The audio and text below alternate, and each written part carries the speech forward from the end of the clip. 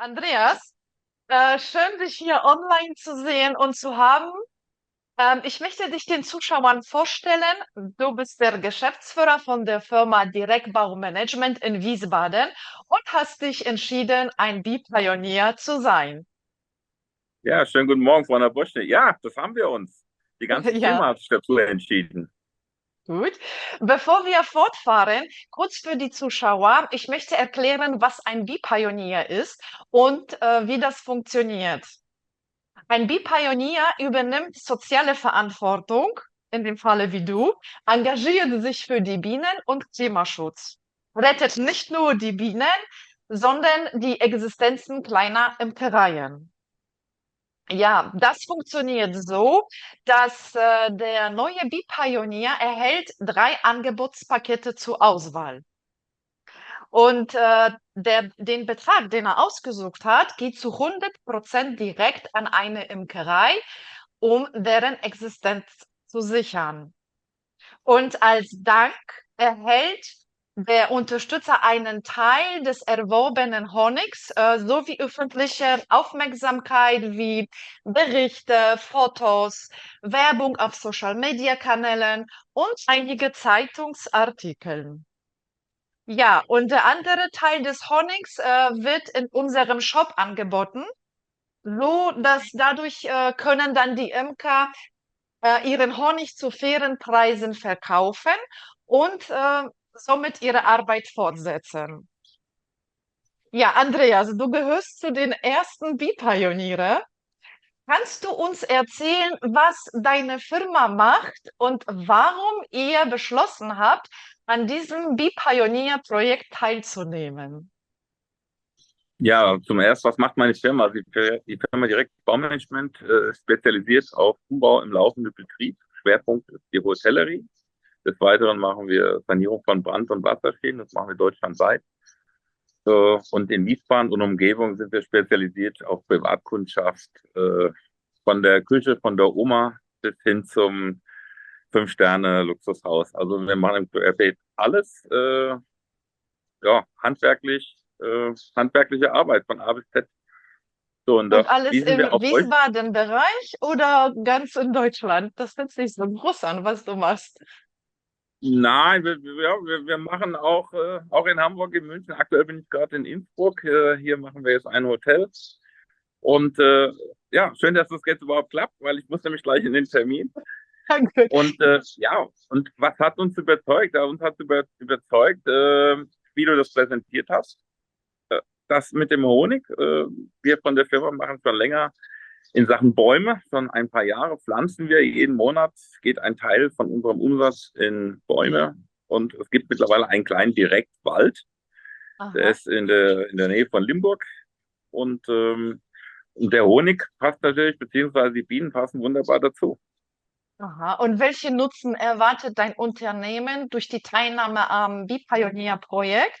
Und wie passt die Teilnahme am Projekt in die übergeordnete Unternehmensstrategie und Werte? Also Erwartungen haben wir gar keine. Damit, wir haben keine Erwartungshaltung, weil wir möchten was tun. Und Okay. was uns begeistert hat, ist, dass wir Imkerfamilien, die zum Teil ja schon in Rente sind, mit einem kleinen Beitrag im Monat unterstützen und wir am Ende vom Jahr dadurch den Honig bekommen und den wieder an unsere Kundschaft weitergeben.